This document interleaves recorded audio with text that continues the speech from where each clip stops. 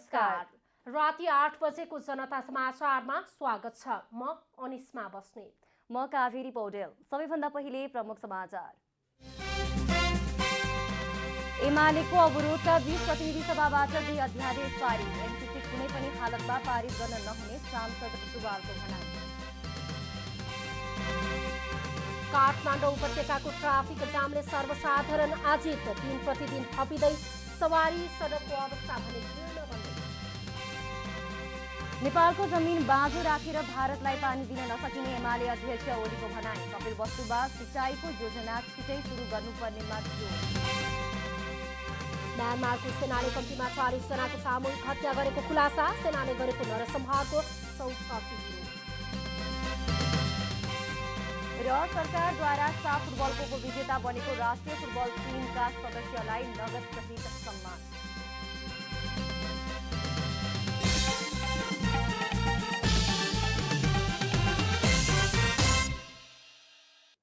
अब पूरा समाचार। प्रमुख प्रतिपक्षी दल नेकपा एमालेको अवरोधका बीच प्रतिनिधि सभाबाट मंगलबार 2 अध्यादेश पारित भएका छन्। कानून न्याय तथा संसदीय मामिला मन्त्री दिलेन्द्र प्रसाद बडुले प्रस्तुत गर्नुभएको यौन हिंसा विरुद्धको केही ऐनलाई संशोधन गर्ने अध्यादेश 2078 र फौजदारी कसुर तथा फौजदारी कार्यविधि सम्बन्धी केही ऐन संशोधन गर्ने अध्यादेश 2078 पारित भएका हुन्। नेपाल मजदुर किसान पार्टीका प्रेम सुवालले दुवै प्रस्ताव अस्वीकार गरियोस् भन्ने प्रस्ताव प्रस्तुत गर्नुभएको थियो। सुवालले अस्वीकार प्रस्ताव फिर्ता गर्न अस्वीकार गरेपछि प्रतिपक्षी दल एमाले नाराबाजीका बीच दुवै अध्यादेश सभामुख अग्निप्रसाद सापकोटाले निर्णयार्थ प्रस्तुत गर्नुभएको थियो। लाई राख्न अनुरोध गर्दछु। मान्य सदस्यहरू, सभाको बैठकलाई सुव्यवस्थित तरिकाबाट सञ्चालन गर्न आफ्नो आसन ग्रहण गरी सहयोग गरिदिन र प्रतिनिधि सभा नियमावली 2075 को नियम 6 को उपनियम 6 बमोजिम बैठक सञ्चालनमा आवश्यक सहयोगको लागि समेत अनुरोध गर्दछु। अब अर्को बैठक 2078 साल पुस 7 गते बुधबार दिनको 1 बजे बस्ने गरी यो बैठक स्थगित हुन्छ। दुवै अध्यादेश पारित गर्नु अगाडि बैठकले सांसद सुवालले दिनुभएको विरोधको सूचनालाई बहुमतले अस्वीकृत गरेको थियो। प्रतिनिधि सभाको अर्को बैठक बुधबार दिउँसो 1 बजे बस्ने गरी मंगलबारको बैठक स्थगित भएको हो।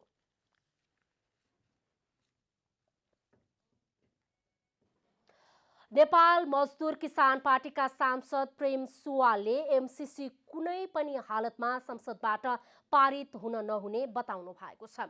मंगलबार प्रतिनिधि सभा बैठकमा विभिन्न अध्यादेश अस्वीकार गरियोस् भन्ने प्रस्ताव राख्ने क्रममा सुवालले एमसीसी अमेरिकी सहयोग नभई 20 जस्तो भएको भन्दै कुनै हालतमा पनि संसदबाट पारित हुन नहुने बताउनु भएको हो। उहाँले इन्डो पेसिफिक रणनीति अन्तर्गत आएको परियोजना स्वीकृत गर्न नसकिने जिकिर समेत गर्नुभयो। त्यस्तै उहाँले अमेरिकी सहयोग परियोजना एमसीसी संसदमा पेश नै नभएको अवस्थामा भारतका लागि प्रस्तावित नेपाली राजदूत शङ्कर शर्माले त्यसको समर्थन गरेको भन्दै फिर्ता बोलाउन माग पनि गर्नुभयो। एमसीसीलाई चित्त बुझ्ने योजना नेपाल सरकारले पेश गर्ने र त्यस्तो योजनामा भारत सरकारको सहमति हुनुपर्ने प्रावधान लेखिएको छ। के यसको अर्थ नेपाल सार्वभौम र स्वतन्त्र देश होइन, भारतको प्रदेश जस्तै हो भनिएको हो? के नेपाल त्यस्तो हो? त्यस्तो सम्झौतामा नेपालका सरकारका मुख्य मान्छेहरूले हस्ताक्षर गर्न मिल्छ? यो सम्झौता अविलम्ब खारेज गर्न सभामुख महोदय मार्फत सरकार र प्रतिनिधि सभाका सम्पूर्ण माननीय सदस्यहरूको ध्यानाकर्षण गराउन चाहन्छु। सुवालले एमसीसी राष्ट्रघाती भएको भन्दै खोजीको माग समेत गर्नुभयो। बिग्रेको सडक अनि काठमाडौँको अस्तव्यस्त जामले आम सर्वसाधारणलाई निकै मर्कामा पारेको छ। काठमाडौँ जस्तो व्यस्त सहरमा ट्राफिक जामकै कारण सर्वसाधारणको घण्टौं समय बर्बाद हुनु चिन्ताको विषय बनेको छ। यति बेला नेपालको संघीय राजधानी काठमाडौँ जस्तो सहरमा ट्राफिक जाम हुनु खासै नौलो विषय त होइन।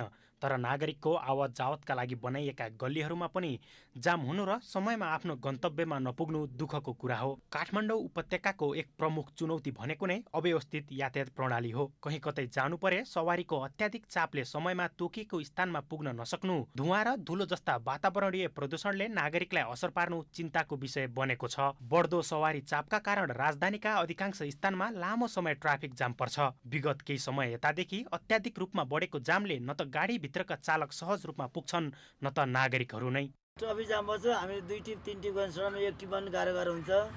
मान्छे मिठो हिँड्न मान्दैन जाम भएपछि, अनि मिठो बढी पैसा उठ्छ। जाम धेरै भएको कारणले हामी गाडी चलाउनु यस्तो व्यस्त भइरहेछ। सरकारले अब गाडी कि रोक्न पर्यो, गाडी बाटो छैन, गाडी धेरै छ होइन।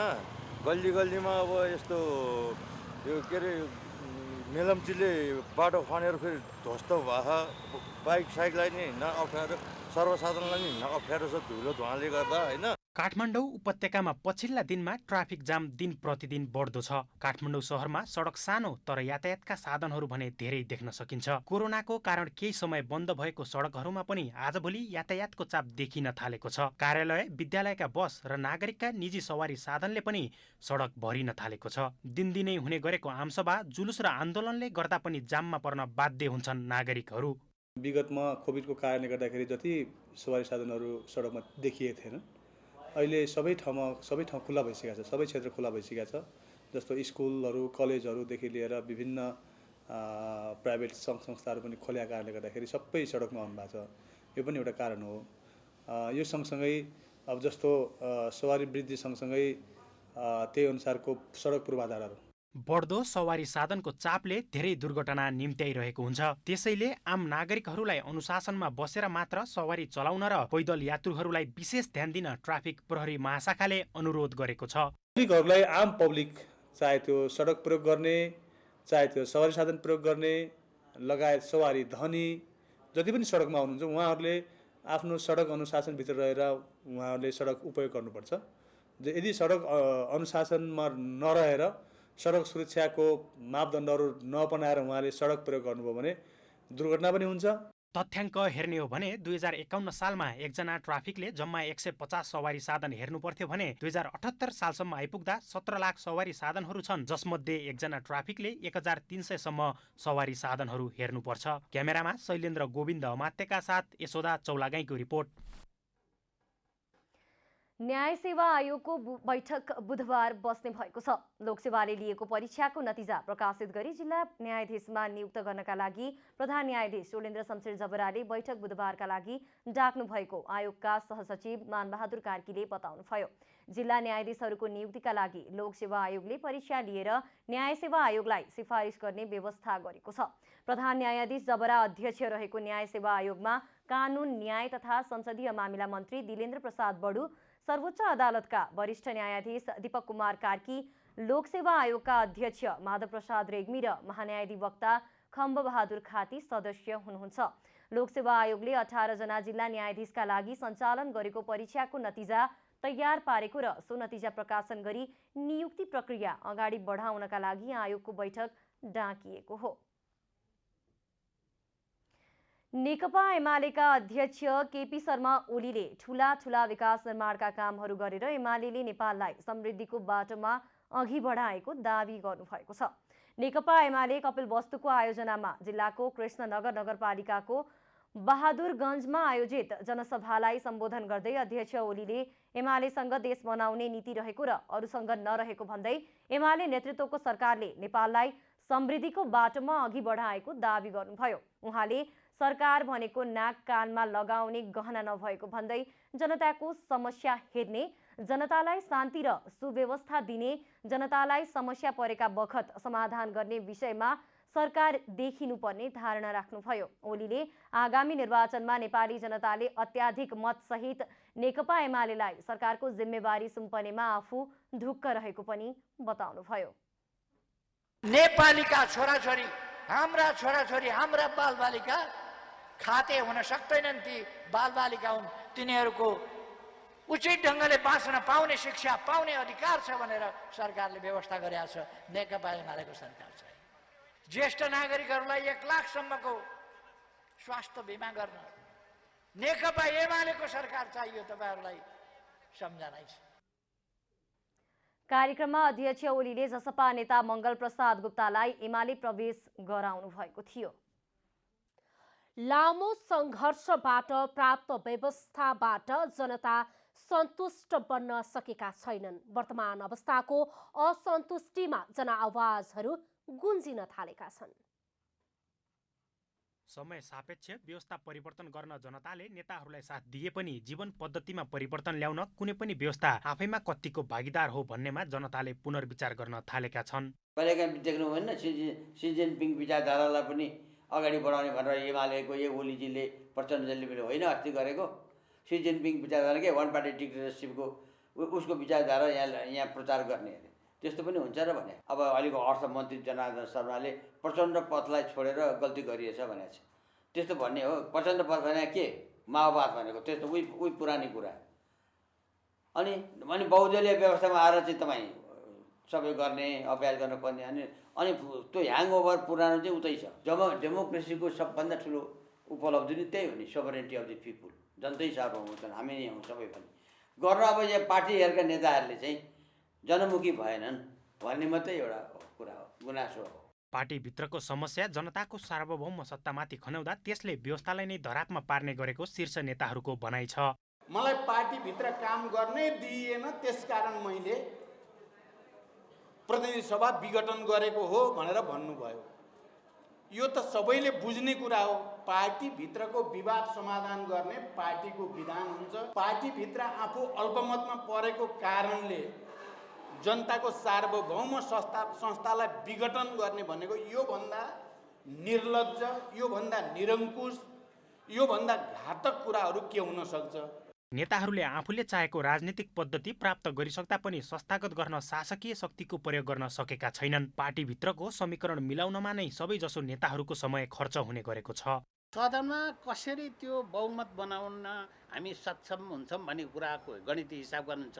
कुनै पनि दलको स्पष्ट बहुमत आउने किसिमको संयन्त्र पनि छैन, बनावट पनि छैन। हाम्रो यो निर्वाचन प्रणाली त्यसको अभावमा के खोज्छन् भने बहुदल अथवा बहुमतको सरकार कसरी बनाउने भन्ने तिग्रममा उहाँहरू फसिनुहुन्छ। त्यो फसिन जाँदाखेरिमा के भने त्यो संसदीय अभ्यासको मूल्य र मान्यता विपरीत किसिमको चरित्र देखा पर्न जान्छ। केपी शर्मा ओलीको सरकारलाई जुन आरोप लगाइएको थियो उहाँहरूले अध्यादेश चलाउन खोज्नु, त्यस्तै गरी फेरि नेपाली काङ्ग्रेसको नेतृत्वमा आएको अहिलेको यो मिलिजुली गठबन्धनले पनि त्यस्तै किसिमको अङ्गीकार गर्न खोज्यो।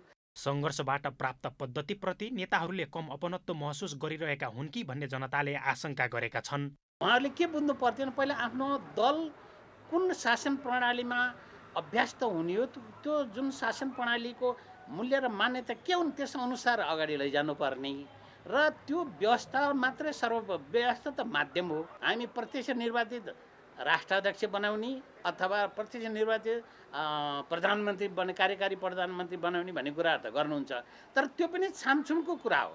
नेताहरूकै झैझगडाले विकसित हुने राजनीतिक परिदृश्य अनुसार चल्न पार्टीहरू बाध्य हुँदा सङ्घर्षपछि प्राप्त व्यवस्था संस्थागत हुन सकिरहेको छैन। पार्टी र नेता गुटको अधीनस्थ जस्तै बनेका छन् भने सत्ताको चाबी उही प्रवृत्तिभन्दा पर पुग्न सकेको छैन। क्यामेरामा जेपी श्रेष्ठका साथ विकास पौडेल, काठमाडौँ। नागरिकता बनाउनका लागि इलाका प्रशासन कार्यालय मङ्गलबारे गए पनि हस्ताक्षर गराउन भने जिल्लामा नै पुग्नु परेको छ।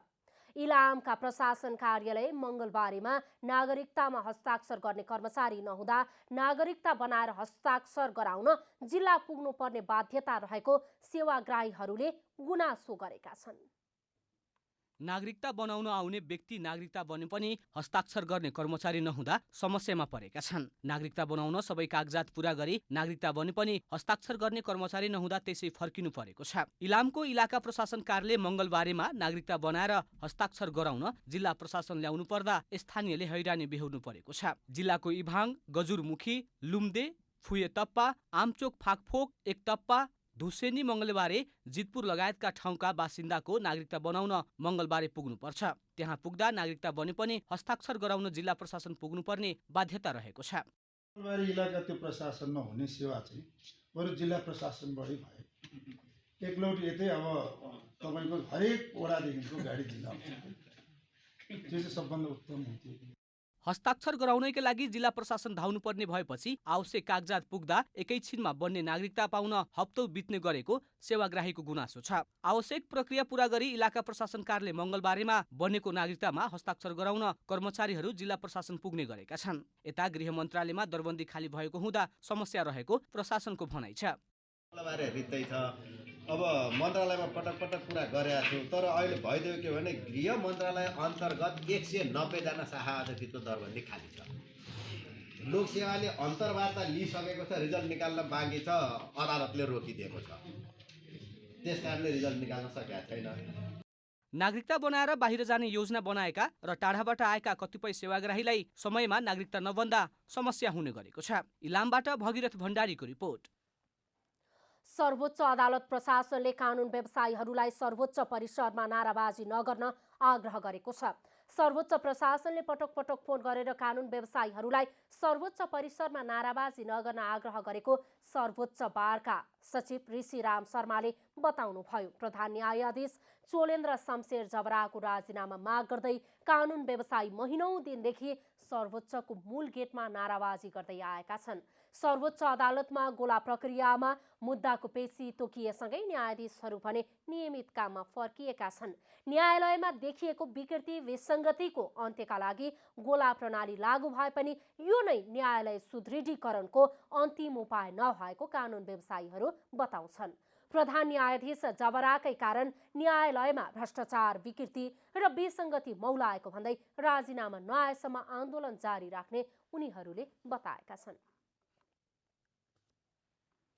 काठमाडौँको बागबजार स्थित काठमाडौँ मोडल कलेजको होस्टलमा बस्ने एक विद्यार्थीको मृत्यु भएको छ। रौतहटको गढीमाई नगरपालिकाका 18 वर्षीय सुशील सहनीको मोडल कलेजको बाथरुममा ग्यास गिजरमा नुहाउने क्रममा बेहोस भएको र उपचारको क्रममा अस्पताल लगिएपछि मृत्यु भएको प्रहरीले जनाएको छ। कलेजको लापरवाहीको कारण सहनीको मृत्यु भएको भन्दै विद्यार्थीहरूले मङ्गलबार प्रदर्शन गरेका थिए। प्रदर्शनकारी विद्यार्थीले कलेजको कमजोर व्यवस्थापनका बारेमा पटक पटक जानकारी गराउँदा पनि सुनवाई नभएकाले घटना भएको बताएका छन्।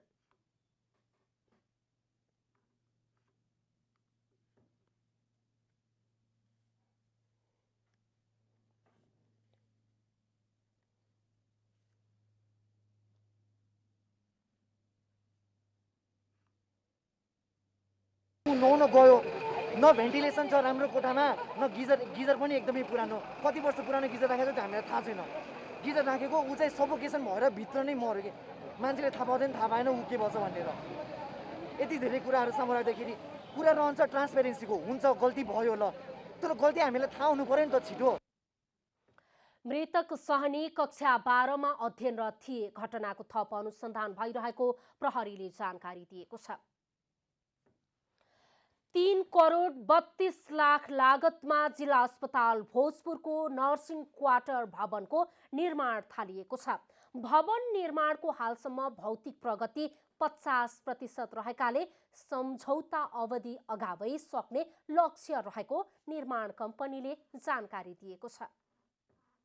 जिल्ला अस्पताल भोजपुरको नर्सिङ क्वार्टर भवन निर्माणको कामले तीव्रता पाएको छ। यहाँ कार्यरत नर्सहरूलाई लक्षित गरेर भवन निर्माणको काम थालिएको हो। भित्तामा पर्खा लगाउने, जग बसाल्ने लगायत काम गत भदौ महिनाबाट थालिएको भए पनि मुख्य क्वार्टर भवन निर्माणको काम भने कार्तिक महिनाबाट सुरु भएको हो। निर्माण सुरु भएको छोटो अवधिमा 50% भौतिक प्रगति भएको निर्माण कम्पनीको भनाइ छ। सम्झौता अवधि 2079 सालको फागुनसम्म रहेको भए पनि गुणस्तरीय ढङ्गले निर्माण गरेर त्योभन्दा अघि नै सरकारलाई हस्तान्तरण गर्ने निर्माण कम्पनीले दावी गरेको छ। र यसको म्याद भनेको चाहिँ 79 फागुनसम्म छ। त्यसो भएको हुनाले चाहिँ हामीले यसलाई समयभन्दा अगाडि एउटा चाहिँ तोकिएको मापदण्ड र गुणस्तरमा चाहिँ निर्माण गरेर सरकारलाई चाहिँ जिम्मा लगाउने हामीले चाहिँ सोचका साथ यहाँ हामीले त्यही अनुसारले जनशक्ति, यसको चाहिँ निर्माण सामग्रीहरू र चाहिँ प्राविधिक जनशक्तिहरूलाई हामीले चाहिँ प्रयोग गरेर काम गरिरहेका छौँ।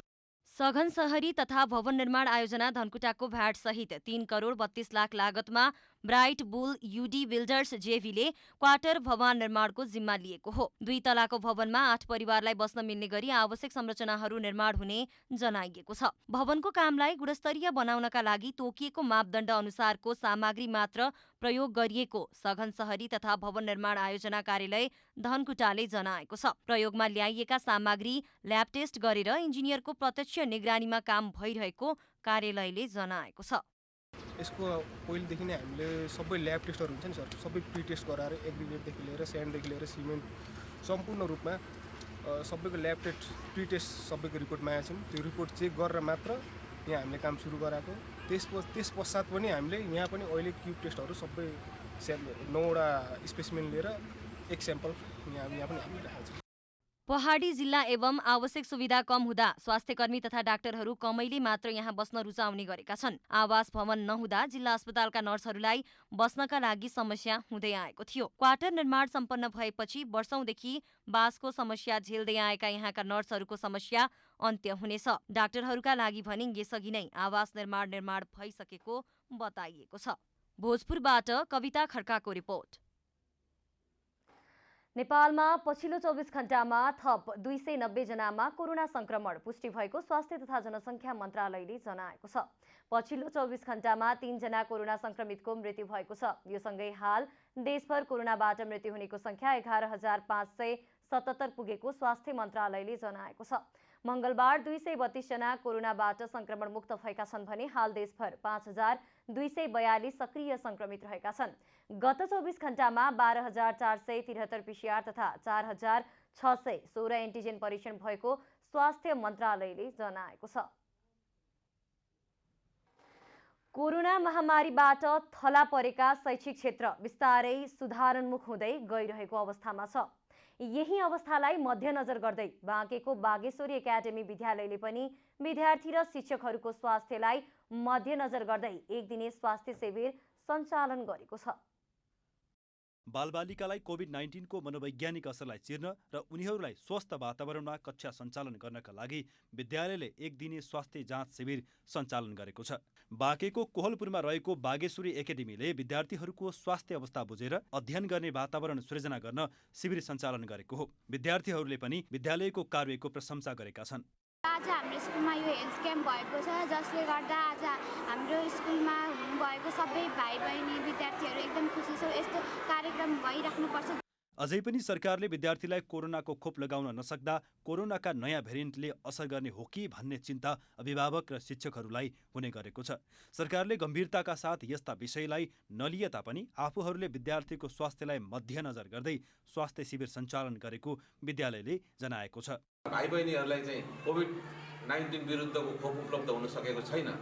यो चाहिँ चाँडैभन्दा चाँडै हरेक विद्यालयमा यो खोप उपलब्ध होस् भन्ने म सरकारसँग विनम्र अनुरोध पनि गर्छु। शिविरमा कोहलपुर नगरपालिकाका मेयर लुट बहादुर रावतले कोभिडको प्रभावले विद्यार्थीहरूलाई परेको मनोवैज्ञानिक असरलाई कम गर्न विद्यालयहरूले स्वास्थ्य शिविर सञ्चालन गर्नु आवश्यक रहेको बताउँदै विद्यालयको प्रशंसा गर्नुभयो।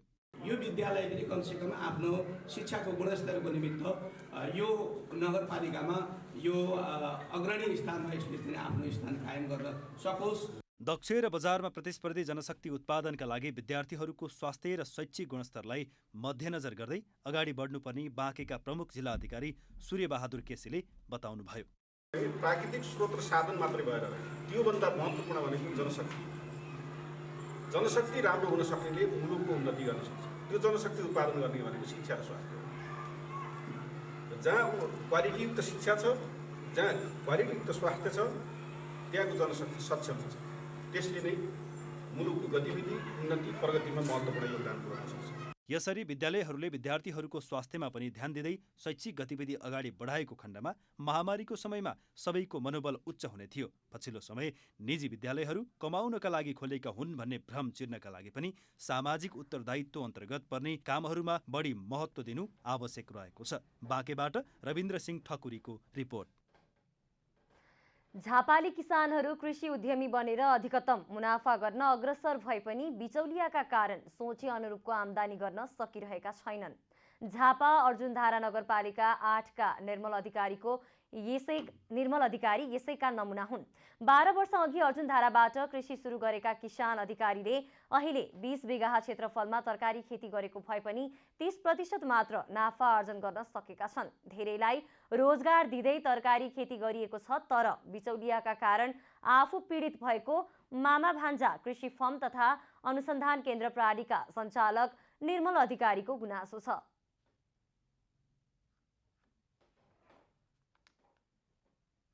यो तरकारीमा चाहिँ अलिकति उत्पादन गर्नलाई हाम्रो देशमा कुनै पनि समस्या देख्दिनँ म, तर यसलाई बजारीकरणको एकदमै ठुलो समस्या छ। किसानले अहिले पनि एउटा बिचौलियाको भरमा उसले आफ्ना उत्पादनहरू चाहिँ बजारसम्म पठाइदिने काम गरेका छ।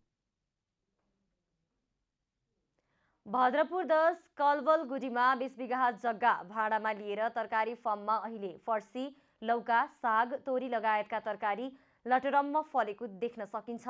थोरै बजेटबाट सुरु गरेको फर्म अहिले 1 करोड बराबरीको भएको छ। यसरी व्यावसायिक खेती गरेमा विदेशी नपर्ने बताउँदै किसान अधिकारीले फर्ममा उत्पादन भएका तरकारी आफ्नै गाडीमा जिल्लाको विभिन्न बजारमा बिक्री गर्ने गरेका छन्। अब आर्थिक समाचार।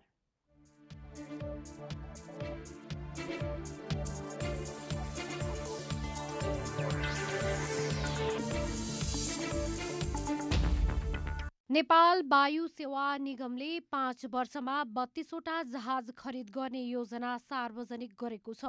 निगमका नवनियुक्त कार्यकारी अध्यक्ष युवराज अधिकारीले 5 वर्षीय योजना संस्कृति, पर्यटन तथा नागरिक उड्डयन मन्त्री प्रेम बहादुर आले सामु रणनीतिक योजना सार्दै निगमले जहाज थप गर्ने जानकारी गराएको हो। निगमले अन्तर्राष्ट्रिय उडानमा 14वटा र आन्तरिकमा 18वटा जहाज पुर्याउने योजना बनाएको कार्यकारी अध्यक्ष अधिकारीले जानकारी गराउनु भएको हो। निगमले वाइड बडी 6वटा र न्यारो बडी 8वटा जहाज ल्याउने योजना अघि सारेको छ। निगमले अहिलेकै अवस्थामा संस्था चलायमान बनाउन समस्या भएको भन्दै सरकारसँग 15 अर्ब रुपैयाँ समेत माग गरेको छ। मंगलबार नेप्से परिसूचक झण्डै 2.5% बढेर बजार बन्द भएको छ। अर्थ मन्त्रालयले स्थानीय तहमा जाने बजेटको 80% बैंकहरूलाई निक्षेपको रूपमा गणना गर्न लगाउने व्यवस्था गर्न राष्ट्र बैंकलाई पत्र काटेसँगै शेयर बजार सकारात्मक बनेको हो। मंगलबार नेप्से परिसूचक 56.73 अङ्कले बढेर 2415.55 बिन्दुमा पुगेको छ। परिसूचक बढे पनि कारोबार रकम भने सोमबारको तुलनामा घटेको छ। मंगलबार 3 अर्ब 38 करोड 32 लाख 59 हजार बराबरको 49 लाख 74 हजार 200 किता शेयर कारोबार भएको छ। यस दिन 3 कम्पनीको शेयर सर्किट लेभलमा कारोबार भएको छ। मंगलबार ग्रीन डेभलपमेन्ट बैंकको शेयर मूल्य सबैभन्दा धेरै 10% बढेको छ भने जानकी फाइनान्सको 9.81%, रसुवागढी हाइड्रो पावरको 9.21% र घलेम्दी हाइड्रो पावरको शेयर मूल्य 8.26% बढेको छ।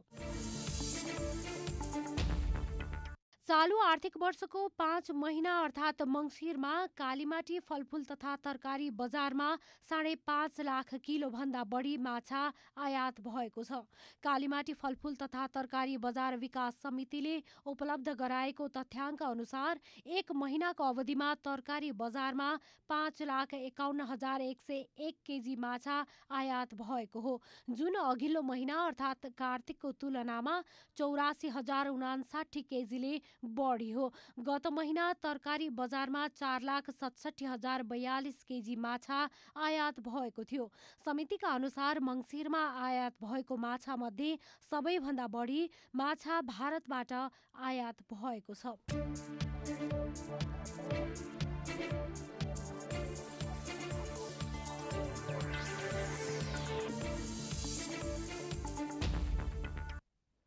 अब खेलकुद समाचार।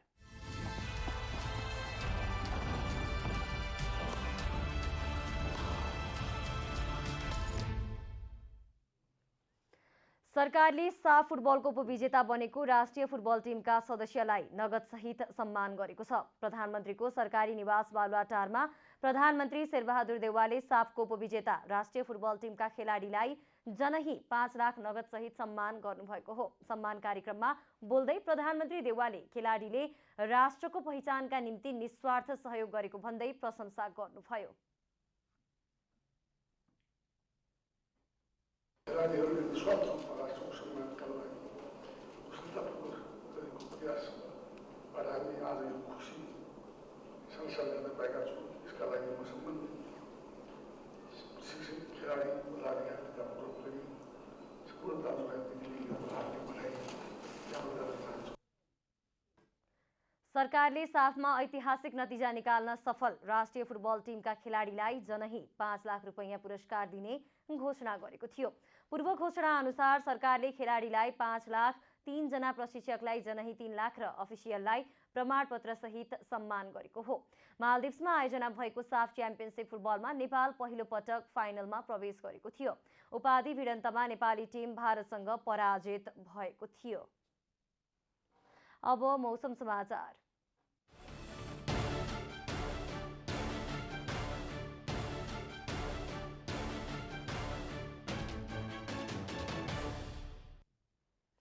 आज राति प्रदेश नम्बर 1 बागमती प्रदेश तथा गण्डकी प्रदेशको उच्च पहाडी तथा हिमाली भूभागका 1-2 स्थानमा हल्का हिमपातको सम्भावना रहेको जल तथा मौसम विभागले जनाएको छ। अब देशभरका विभिन्न स्थानका मौसम सम्बन्धी थप विवरण।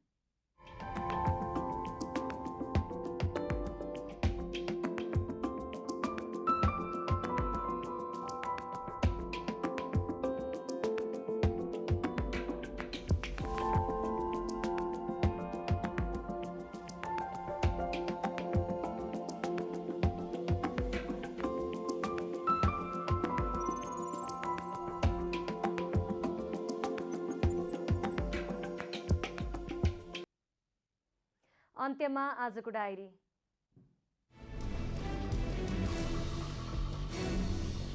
प्रमुख प्रतिपक्षी दल नेकपा एमालेको अवरोधका बीच प्रतिनिधि सभाबाट मंगलबार 2 अध्यादेश पारित भएका छन्। कानूनी तथा संसदीय मामिला मन्त्री दिलेन्द्र प्रसाद बडुले प्रस्तुत गर्नुभएको यौन हिंसा विरुद्धका केही ऐनलाई संशोधन गर्ने अध्यादेश 2078 र फौजदारी कसूर तथा फौजदारी कार्यविधि सम्बन्धी केही ऐन संशोधन गर्ने अध्यादेश 2078 पारित भएका हुन्। सर्वोच्च अदालत प्रशासनले कानून व्यवसायीहरूलाई सर्वोच्च परिसरमा नाराबाजी नगर्न आग्रह गरेको छ। सर्वोच्च प्रशासनले पटक पटक फोन गरेर कानून व्यवसायीलाई सर्वोच्च परिसरमा नाराबाजी नगर्न आग्रह गरेको सर्वोच्च बारका सचिव ऋषिराम शर्माले बताउनुभयो। प्रधानाधीश सोलेन्द्र शमशेर जबराको राजीनामा माग गर्दै कानून व्यवसायी महिनौं दिनदेखि सर्वोच्चको मूल गेटमा नाराबाजी गर्दै आएका छन्। न्याय सेवा आयोगको बैठक बुधबार बस्ने भएको छ। लोकसेवाले लिएको परीक्षाको नतिजा प्रकाशित गरी जिल्ला न्यायाधीशमा नियुक्त गर्नका लागि प्रधानाधीश सोलेन्द्र शमशेर जबराले बैठक बुधबारका लागि डाक्नु भएको आयोगका सहसचिव मानबहादुर कार्कीले जानकारी दिनुभयो। सत्ता हातमा लिएको म्यानमार सेनाले कम्तीमा 40 जनाको सामूहिक हत्या गरेको खुलासा भएको छ। प्रत्यक्षदर्शी र प्राप्त भिडियो तथा तस्बिरहरूले सो कुराको पुष्टि भएको बीबीसीले समाचारमा लेखेको छ। मारिएका अधिकांशलाई पहिले यातना दिएर गाडिएको थियो। गत जुलाईमा सो घटना विभिन्न 4 स्थानमा भएको जनाइएको छ। सरकारले साफ फुटबलको उपविजेता बनेको राष्ट्रिय फुटबल टिमका सदस्यलाई नगदसहित सम्मान गरेको छ। प्रधानमन्त्रीको सरकारी निवास बालुवाटारमा प्रधानमन्त्री शेरबहादुर देउवाले साफको उपविजेता राष्ट्रिय फुटबल टिमका खेलाडीलाई जनही 5 लाख नगदसहित सम्मान गर्नु भएको हो। सम्मान कार्यक्रममा बोल्दै प्रधानमन्त्री देउवाले खेलाडीहरूले राष्ट्रको पहिचानका लागि निस्वार्थ सहयोग गरेको भन्दै प्रशंसा गर्नुभयो।